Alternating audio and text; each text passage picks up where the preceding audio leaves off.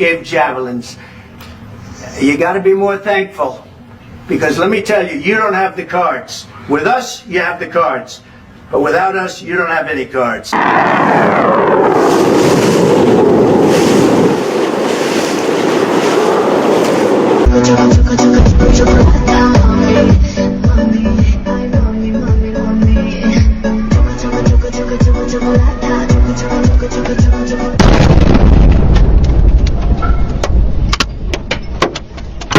Buenas noches, Joel. Buenas noches, Nicole. ¿Cómo estás? ¿Todo bien? ¿Y tú cómo estás? Bien. Saludo de cortesía. Que todos saben que nos vimos. Así es. Está bien, está bien. ¿Qué tenemos? Cuenta. Tenemos un tema bastante importante en el día de hoy, Joel. ¿Qué tú opinas sobre la guerra entre Rusia y Ucrania? Mi opinión sobre el conflicto bélico de Rusia y Ucrania. Así es. Muy bien, muy bien. ¿Qué hay de cierto de que Zelensky es el verdadero responsable de esta guerra, según lo que dijo Trump? Sí. Eso fue lo que Trump afirmó en su cuenta de X. Sí, correcto. ¿Y qué opinas sobre el enfrentamiento de ambos en la Casa Blanca? Ese conflicto diplomático en una solución de acuerdo Dame detalles. muy reciente. ¿Quieres detalles? Así es. Bien. Voy a hablar sobre la historia, pero desde la génesis, sobre este conflicto entre ambas naciones. La cronología historiográfica traerá consigo cuál ha sido el comportamiento desde sus antepasados para poder comprender. Y si realmente deseamos precisar o hacer una estimación o tener una aproximación sobre si realmente con Trump el conflicto quedaría resuelto, sería un paliativo más, habría más precuelas. Entonces es muy importante contemplar todos sucesos relevantes.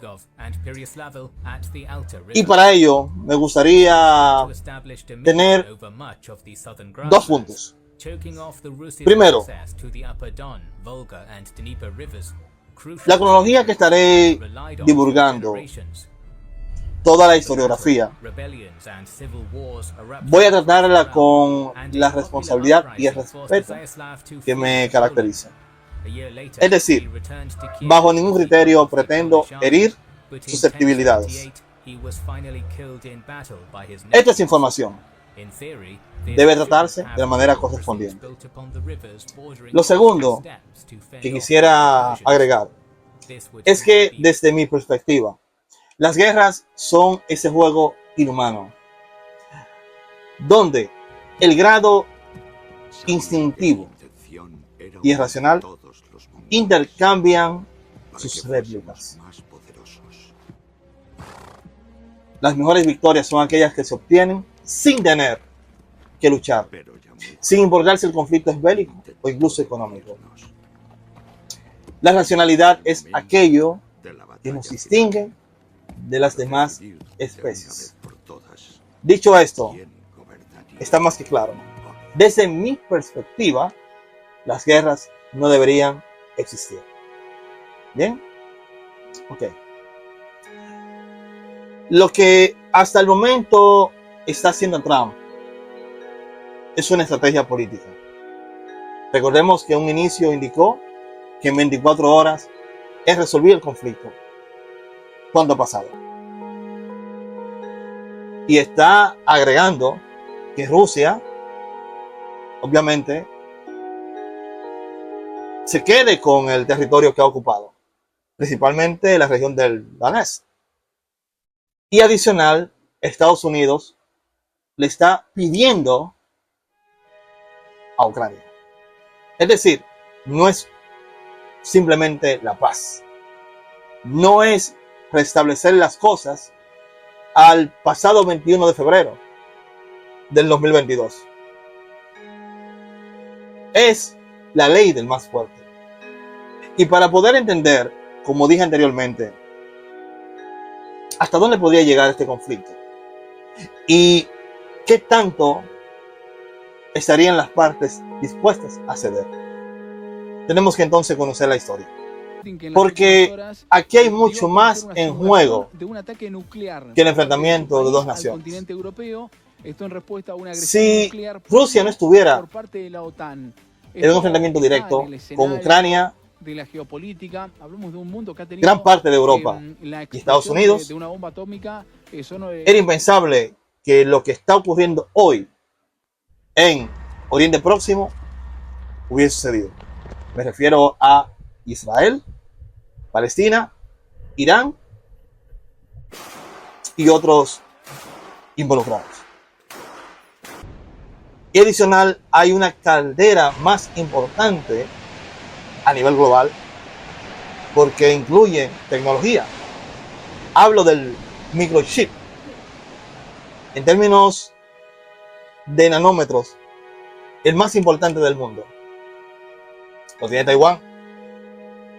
Y China actualmente está viendo qué ocurre entre Rusia y Ucrania para tomar nota y tener referencia de lo que podría ocurrir en un conflicto bélico entre la China continental y Taiwán, que es parte de los convenios y lo aceptado de una sola China, incluyendo por Estados Unidos. Un acuerdo alcanzado entre Mao Zedong, Henry Kissinger y Nixon. Incursiones que incluyen aviones de combate y bombarderos estratégicos. China se convirtió en su campo industrial. China fue apartada del comunismo en aquella guerra entre Estados Unidos y la URSS. El capitalismo y el comunismo. Y a pesar de ese convenio, Estados Unidos sigue protegiendo a Taiwán. Entonces, esto es más que un simple conflicto entre dos países. Porque las carreras del mundo actualmente dependen de sus resultados,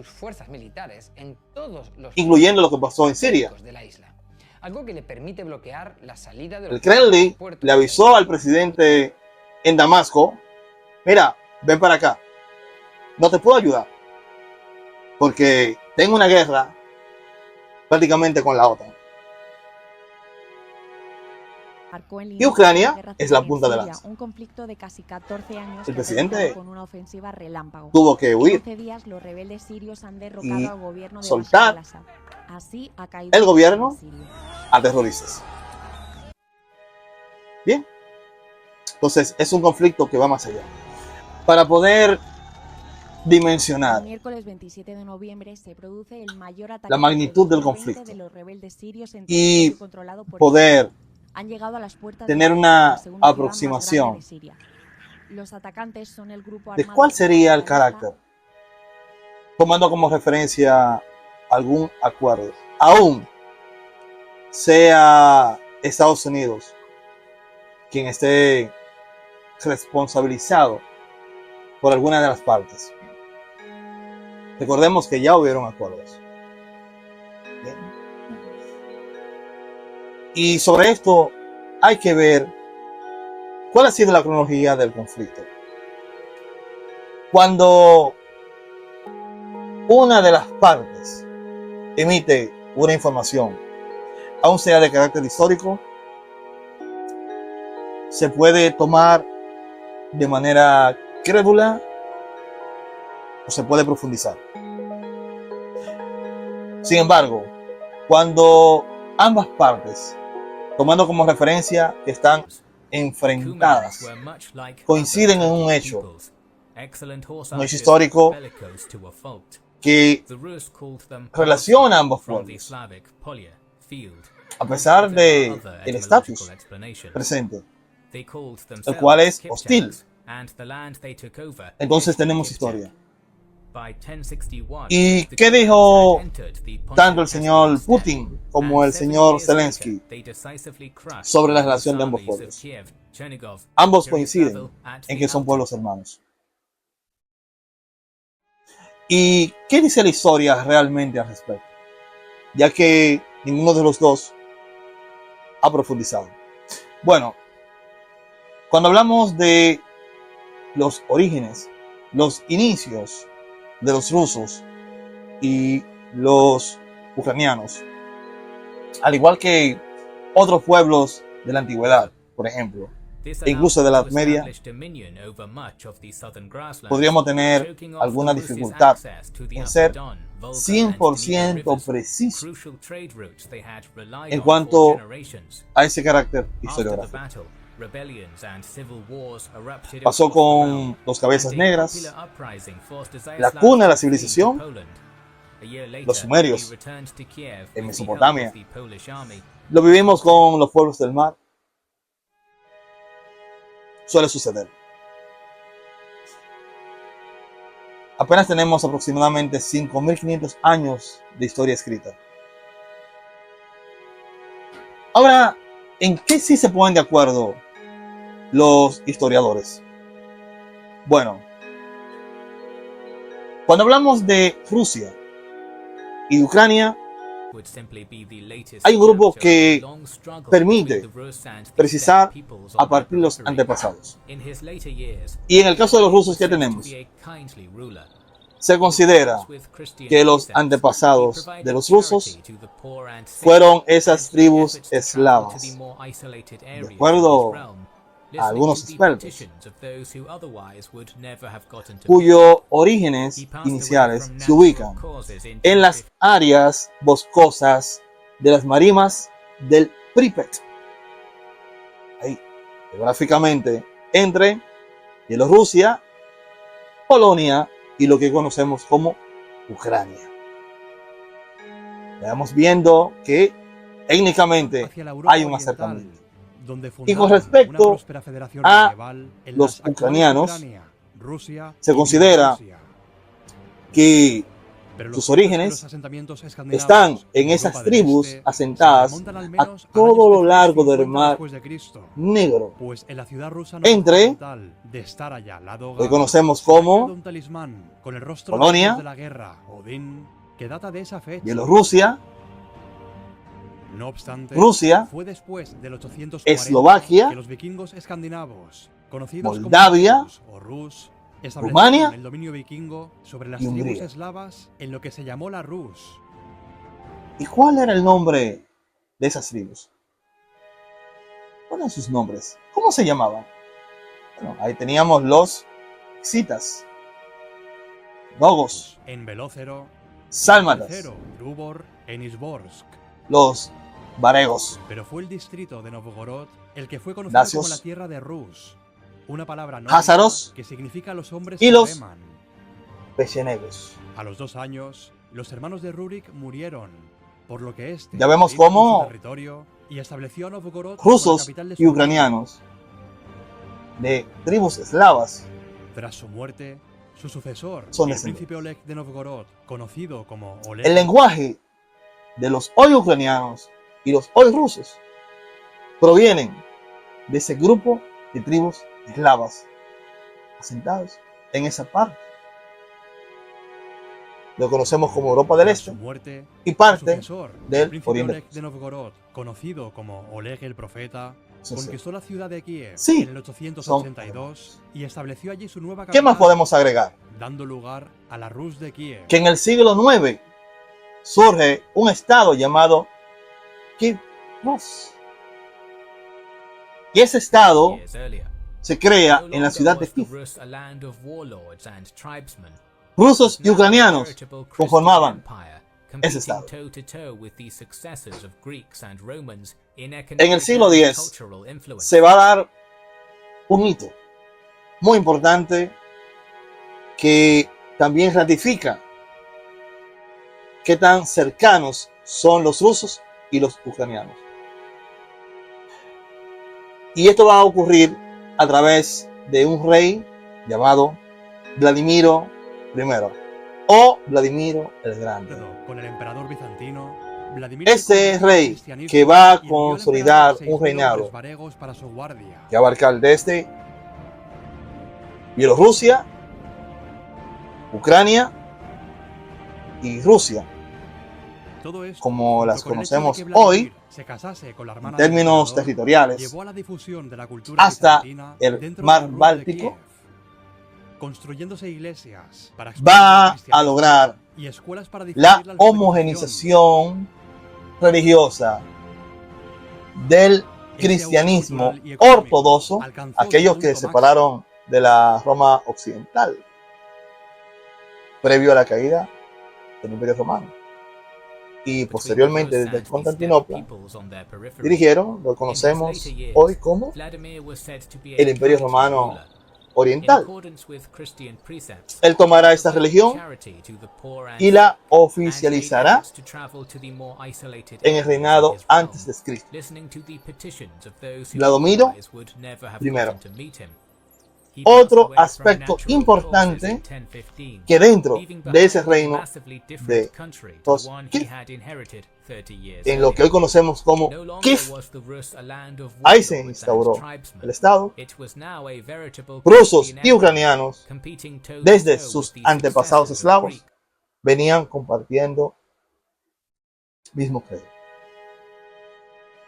Y al día de hoy, 2025, inquirir en Rusia, rusos y ucranianos continúan bajo el cristianismo ortodoxo.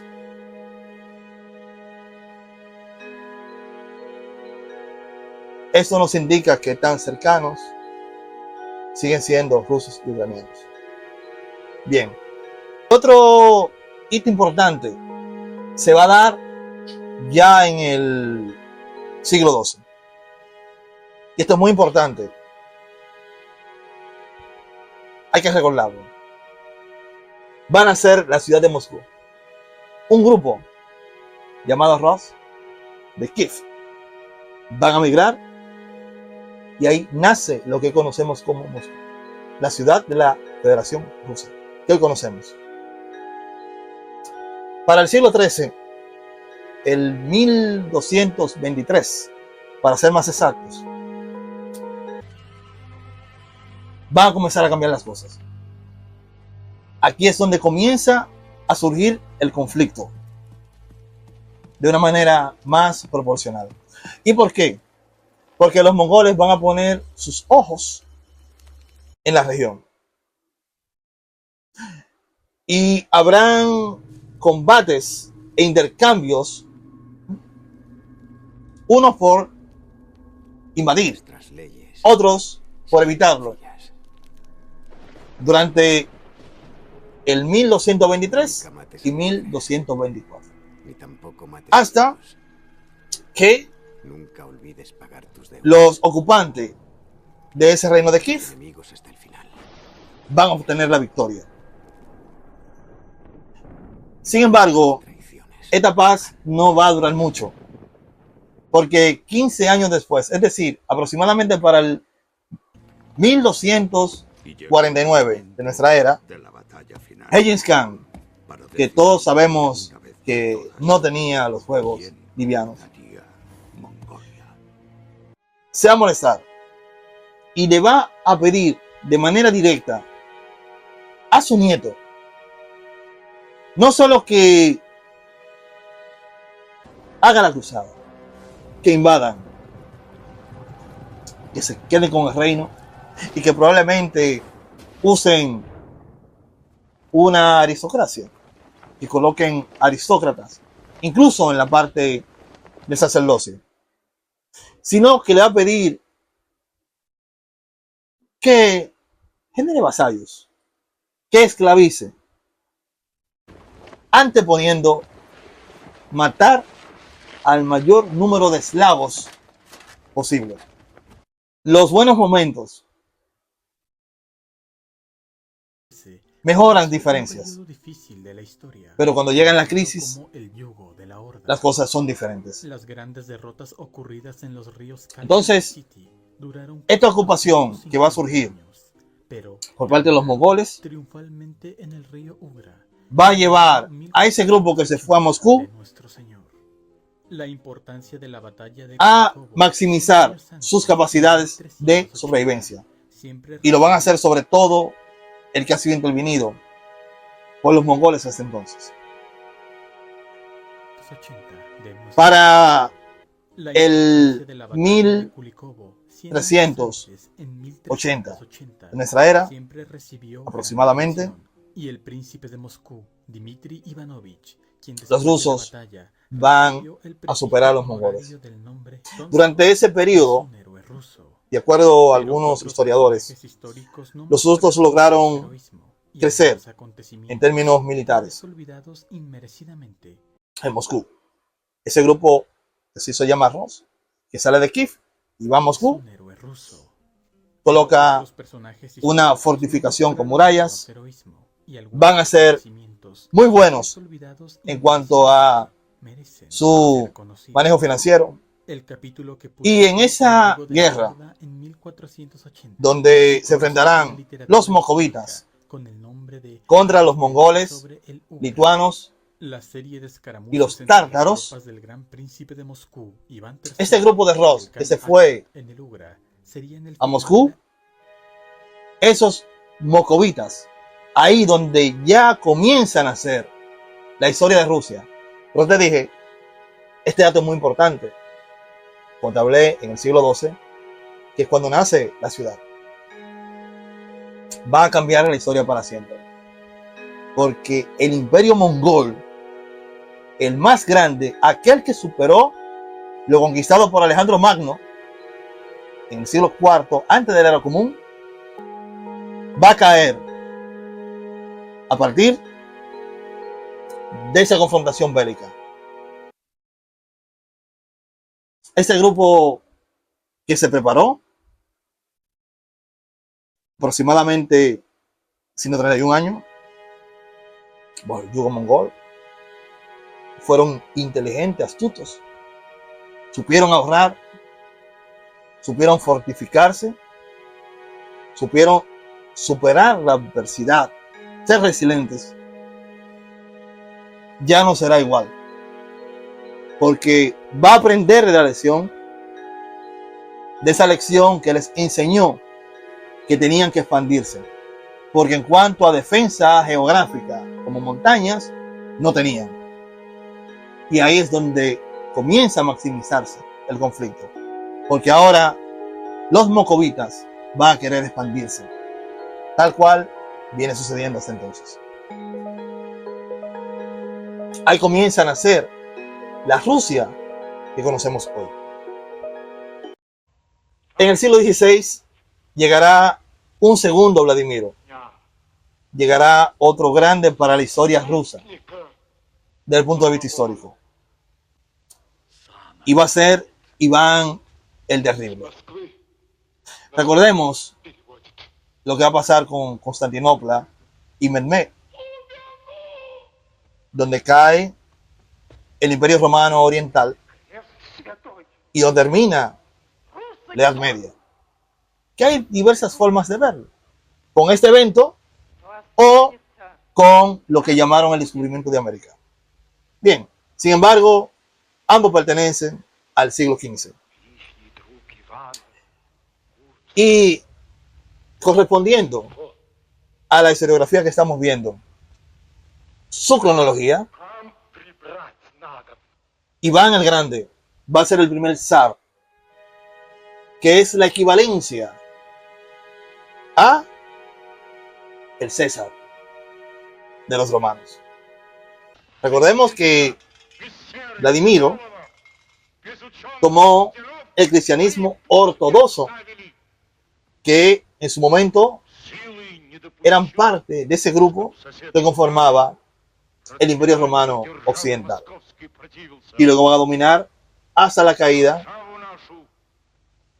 de Constantinopla, donde operaban.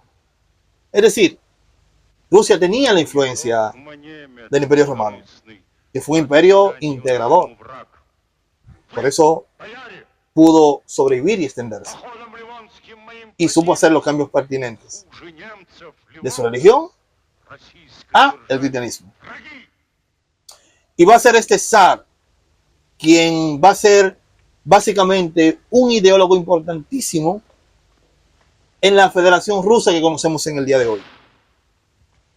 Y ahí comienza el periodo del zarismo, 1547.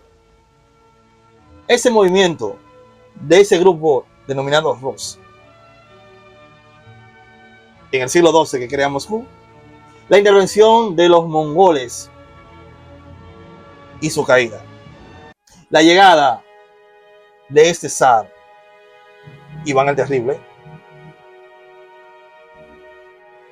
le van a dar forma a la Rusia que conocemos en el día de hoy. Zar, una equivalencia por parte de los rusos con el César. Emulan al Imperio Romano.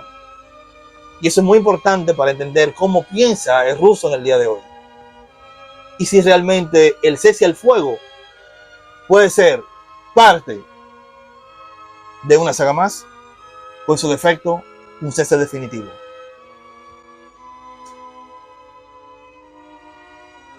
Crimea va a ser tomada en el siglo XVIII. Estamos viendo lo que provocó el movimiento, cómo se va generando una entropía a partir de una victoria sobre un enemigo común. Y cómo crecen las ansias imperialistas más allá de la defensa y un pensamiento que no quería más invasores. Ya se ha tomado a Crimea, la visión al mar, el puerto de Kiev, y un lugar muy estratégico. Durante un gran tiempo, una gran parte de Ucrania pertenecerá a Rusia. Ucrania como Estado aún no existe. Y para el 1905 va a surgir una revolución muy importante. Una revolución en contra de los ideales que inició Iván el Terrible. Un grupo de campesinos, De hecho, 4 de cada 5 trabajadores, son campesinos la parte obrera, y las desigualdades el proletariado, son enormes. Las como condiciones usualmente de le vida de llamó los el campesinos comunismo, son como las de la Edad Media. va a comenzar a levantarse contra Viven el hacinados imperialismo. en barracones insalubres y con jornadas Esa laborales de hasta nacionalización. 16 horas. Ante esta situación, Para el 1914, se niega a conceder una Ucrania que ya sabía irse a los brazos de cualquier opositor ruso. La relación ya era insostenible. Y en ese periodo inicia la Primera Guerra Mundial. En ese momento se llamó la Gran Guerra, porque no existía la Segunda, lógicamente. ¿Cómo pudo caer la poderosa dinastía En esta Gran que llevó Guerra, 300 años en el poder, la cual fue un error ante del un zarismo grupo de entrar, revolucionarios que trajo consigo a Josip Nicolás II Stalin no va a y obtener los fundó el reino objetivos del terror. que buscamos. Recordemos que ya en el siglo XVIII hayamos tenido la primera revolución, la industrial. La revolución no surge Ya en los varios 600, países 500, surge de la clase habían obrera, crecido siempre ha sido así. en términos industriales. Pero en el corazón de la revolución rusa Ya se libra una batalla. la sistematización era distinta y era algo que Rusia aún no había entendido. No tenía ese campo tecnológico como otros muy países sí lo personal tenían. entre la familia de Lenin Ulyanov y la Y familia eso generaba malestar. que estaba decidida a mantener el régimen Y autocrático. cuando entras a la guerra, tampoco te va bien.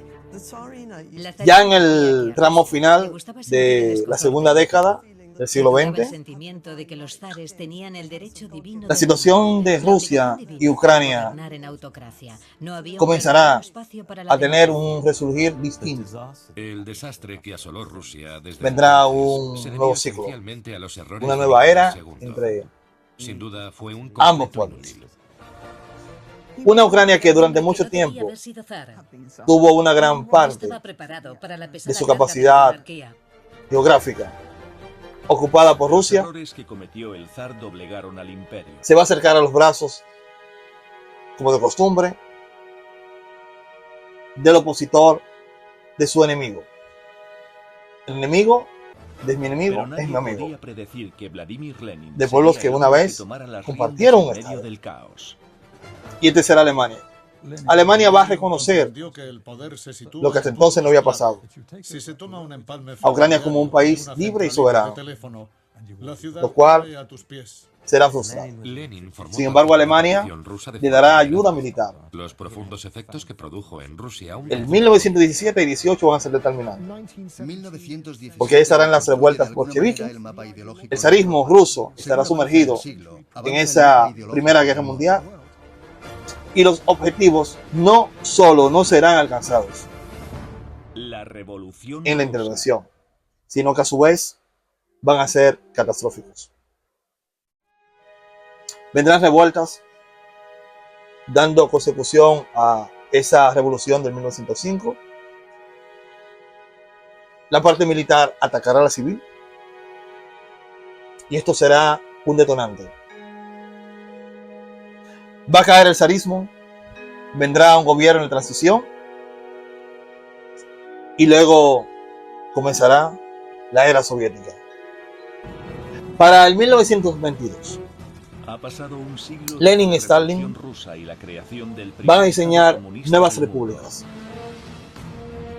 Pero todas con sus fronteras. ¿cómo pudo caer la Va a poderosa iniciar dinastía Romanov, la que creación llevaba 300 de años en una el poder, oligarquía ante un variopinto grupo local. de revolucionarios que trajo consigo a Joseph Stalin Y estas su brutal reino repúblicas, como dije anteriormente, Lenin se dio cuenta van a de que lo incluir importante no eran la de los números Ucrania. ni el apoyo popular, Una Ucrania que sino hasta entonces, como Estado, aún nunca había sido reconocido. Sin embargo, este carácter soviético no era del agrado de los ucranianos. Los ucranianos no querían nada que ver con la rusalización. Los ucranianos no querían sentirse parte de nada que tenga que ver con los rusos. Es un conflicto de cientos de años, a pesar de ser hermanos. Y no todo será color de rosa. No habrá luna de miel, a pesar de lo que Lenin había logrado por los ucranianos, darles una identidad, lo que posiblemente en un futuro podría convertirse en un estado libre y soberano. Los ucranianos no van a estar de acuerdo con los cambios ultranacionalistas que bajo propaganda está manifestando esta nueva oligarquía, la Unión Soviética. No estaban dispuestos a sovietizarse. Diferencias de siglos, hoy con un Estado, hoy con este nuevo imperio. Y ellos no se sentían parte. Las diferencias en términos culturales que pudieran existir entre sus pueblos hermanos, para ellos seguían siendo intocables por todo lo que venía pasando. La diferencia en el lenguaje tampoco se podía tocar. Y aquellas diferencias dogmáticas, donde a pesar de compartir un cristianismo ortodoxo, seguir de manera de supremacía desde Rusia sobre la iglesia ucraniana, eso tampoco tenía razón de ser. Así que la rebelión iba a continuar. ¿Y qué va a ocurrir? ¿Qué va a hacer Stalin? Para el 1932, 33, en ese periodo, va a ocurrir uno de los eventos en términos de genocidios más garrafales de la historia, más viles, más inhumanos. Lo llamaron el Holodomor. Holodomor. El Holodomor se va a mantener en silencio, como generalmente operó la URSS y como usualmente actúan los políticos cuando cometen sus actos viles. Esto fue: o me obedeces o te mueres. Y el mundo sabrá sobre este evento porque un periodismo Según diferentes estimaciones, como realmente tiene que ser el periodismo, millones de ucranianos perdieron la vida. Eso quiere sacando decir todo lo que que está debajo de la alfombra 30% de toda la y con veracidad y objetividad, murió de hambre. mostrándolo al mundo. Va a dar visibilidad de los cadáveres en las calles, en el campo, muertos por doquier. Porque 1.5 a 12 millones de personas no se esconden en un cementerio. Y ya vas viendo cuál es la relación entre estos países. Luego vendrá, obviamente, el fin de la Segunda Guerra Mundial. Vamos a tener la Alemania Oriental y Occidental. Y para el 1986 viene otro hito, que es la caída del muro de Berlín. ¿Y qué es a definir? Esto es muy importante, lo que diré a continuación. ¿Se acuerda? En la caída del muro de Berlín, mira, ya no habrán dos Alemanias. Es decir, una occidental y una oriental. No, ya, hay una sola Alemania. Vamos a restablecer. Ok, pero, por favor, no me avances ni un milímetro para allá con la OTAN. Es decir, no vengas a conquistar países para acercar tus bases militares a mis fronteras. Ok. No, sí, así va a ser, no te preocupes. Perfecto. No hay muro de Berlín. Alemania es una sola. Muy bien. Una victoria occidental. Porque los alemanes no querían formar parte de la URSS. No querían. Y cuando viene la disolución de la URSS, en el 1991, como pasó, se ratifica lo acordado. Ratificamos.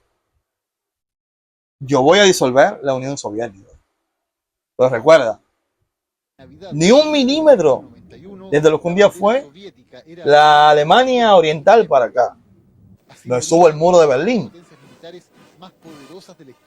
donde teníamos de un lado a la inteligencia americana y a sus aliados y la KGB. Estaba la Unión Soviética, estaban los aliados. Un muro que dividía a Alemania en dos. Donde estaba el comunismo y estaba el capitalismo. Y eso no está. Y como la OTAN supuestamente se forma para contrarrestar el poderío de la URSS, ya la URSS no va a estar. Así que no tiene incluso la OTAN razón de ser. Pero está bien. Si va a seguir la OTAN con vida, por favor, recuerden lo que acordamos y aún más, no se atrevan a tocar las repúblicas que hoy estamos disolviendo. Porque recordemos la crisis de los misiles entre Cuba, Estados Unidos y la URSS. Recuerda eso, porque esto va a ser muy importante. Bien, al Kremlin, Estados Unidos y sus aliados le mintieron. Y no solo eso, sino que cada uno de esos países que hoy fueron ese bloque soviético, ese imperio, han puesto bases militares y hoy son bases que están en contra de los intereses rusos. Por eso, Henry Kissinger en su momento dijo: nunca toquen Georgia ni Ucrania, porque si no tendrás un problema con Rusia. Lo que te acabo de decir es muy importante para lo que viene. Vladimir Putin, quien va a ser ese presidente que va a revivir a la Rusia que hoy conocemos, porque en los 90 estaba al colapso. Le va a cambiar la imagen al país. Era alguien bienvenido en la Casa Blanca en su momento. Se le van a cumplir algunos favores y será recíproco. Sin embargo, hay algo que él no va a poder conseguir, y es entrar a la OTAN. Es lógico. ¿Qué pasaría con el complejo militar industrial si no hay enemigos? Y hemos visto que desde los mongoles, Rusia siempre ha estado en ese aspecto. 2007 aproximadamente intentarán convencer a Ucrania por debajo de la mesa, y Rusia lo va a saber. Rusia preguntará y dirán que no. Ucrania es parte de la defensa geográfica de Rusia desde el oeste en Europa. Igual Bielorrusia. Esas zonas no se pueden tocar. Para el 2014 va a surgir lo que se denominó como el Euromaidán. Una serie de protestas en la plaza de Kiev, con inicios desde 2013, pero con un impacto significativo en el 2014. Hay unos acuerdos que la Unión Europea va a querer alcanzar con Ucrania. Van a ser los motivos, entre comillas. El gobierno no se pondrá de acuerdo. Esto va a causar un enfrentamiento. Civiles van a morir. Va a comenzar a revoltar Ucrania del Este. Habrá un golpe de Estado. Actualmente los republicanos le atribuyen esa marcha verde a lo que hoy conocemos como la USAID, a lo que supuestamente la CIA domina y de donde más de 90 golpes de Estado se han orquestado. Y este gobierno prorruso, o con una gran relación con el país hermano, va a caer. Y ahí va a iniciar un gobierno pro Occidente, pro los Estados Unidos, y en contra de ese grupo importante de prorrusos que están en la región este de Ucrania. Hay aproximadamente 3 millones de rusófonos en esa parte. Y va a iniciar un conflicto civil. Va a pasar de una guerra dialéctica a una guerra con las armas, donde Occidente va a estar fortaleciendo al gobierno de Kiev y Rusia va a estar abasteciendo a la región de Donetsk. Y Rusia va a recuperar a Crimea. Habrán 8 años de conflicto bélico entre la parte militar ucraniana contra la civil del Donetsk. Surgirá más de un acuerdo, lo cual llamarán los acuerdos de Minsk, para un cese al fuego. Esto no se va a respetar. Y para el 22 de febrero del 2022 vamos a tener la intervención militar rusa, los referéndums para la República Libre en el Donetsk, y le pedirán apoyo a Rusia para que intervenga militarmente contra Kiev, Ucrania. Ahí tenemos el conflicto bélico que tenemos hasta hoy. Se declararán República Libre e Independiente, pedirán apoyo vía referéndum, y Rusia iniciará lo que denominó como una operación militar para desnazificar y desmilitarizar el régimen de Kiev, a quien llamó neonazis. Esas eran las intenciones aparentes de Rusia. tomando como referencia algo muy importante, lo cual proviene desde el 1986, con la caída del muro de Berlín, que dije, esto va a ser muy importante. Y es que, de acuerdo al punto 5 del Acuerdo del Atlántico Norte de la OTAN,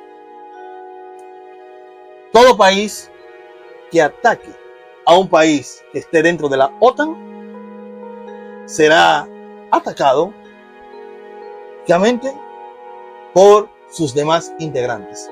Si la OTAN hoy tiene 30 países y con Ucrania tenía 31, incluyendo los que recientemente han entrado, todos se ven en la obligación de atacar a Rusia. Y Rusia, bajo ningún concepto, bajo ningún tipo de análisis, se puede enfrentar a la OTAN. Porque la OTAN incluye los Estados Unidos, que es la primera potencia del mundo.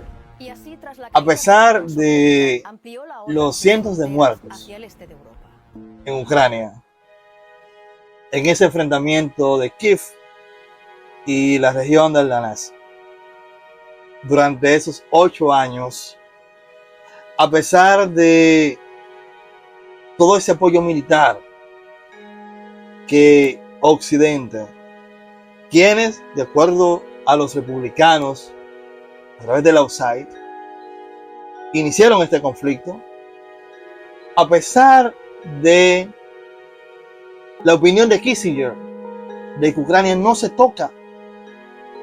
No pidas a Ucrania que entre a la OTAN si no quieres problemas con Rusia. A pesar de que todo lo que sucedió era previsible, personas como Biden y su gobierno, la líder de la Unión Europea, Ursula, Macron, Olaf Scholz, que es el canciller alemán, el mismo Pedro Sánchez, ese grupo de líderes occidentales insistió de manera muy exhaustiva que Ucrania tenía que estar en la Unión Europea y tenía que entrar a la OTAN, sabiendo que Rusia había mencionado más de una vez que no iba a permitir bajo ningún concepto que Ucrania entre a la OTAN, porque era de ese poquito espacio libre que le quedaba, de donde la OTAN no los estaba asfixiando. Estaban en todas partes. Zelensky justificó la entrada de la OTAN supuestamente para cuidar a Ucrania de una potencial agresión rusa. Y Rusia va a justificar la desmilitarización, adicional a desnazificación, para defender su federación y la de el danés, que a través de un referéndum está pidiendo ayuda. Entonces, ¿qué tenemos? Tenemos conflictos entre partes. Ucrania busca ayuda militar y Rusia busca evitarlo. Y vienen desde frentes distintos. ¿Eso qué te quiere decir? Que está un poco difícil de que realmente Trump consiga un acuerdo que genere un cese al fuego definitivo. Ya vimos cómo Rusia perdió el Nord Stream, cómo perdió a Europa como cliente, algo que había obtenido a través de la licitación. Hoy en día Estados Unidos es el proveedor principal de Europa a un precio mucho más costoso de la energía. Ya Ucrania ha perdido una gran parte del territorio. Y repito, China se dio cuenta que intervenir a Taiwán tiene altas probabilidades de que la guerra con Estados Unidos no sea directa, sino indirecta, como ha ocurrido con Rusia. Por lo tanto, el desenlace de esta guerra es un juego que va más allá de lo que se determine entre ambas naciones. Espero, como mínimo, haber alcanzado los valores inferiores en un rango de satisfacción deseado. Sobre todo espero haber servido de instrumento de luz para aquellos buscadores de la verdad que puedan coincidir con este material divulgativo. Espero haber llenado tu grado satisfactorio. Me encantó. Excelente explicación. Muchas gracias. Bueno, No olviden suscribirse, darle like al video y dejen sus comentarios. Gracias. gracias.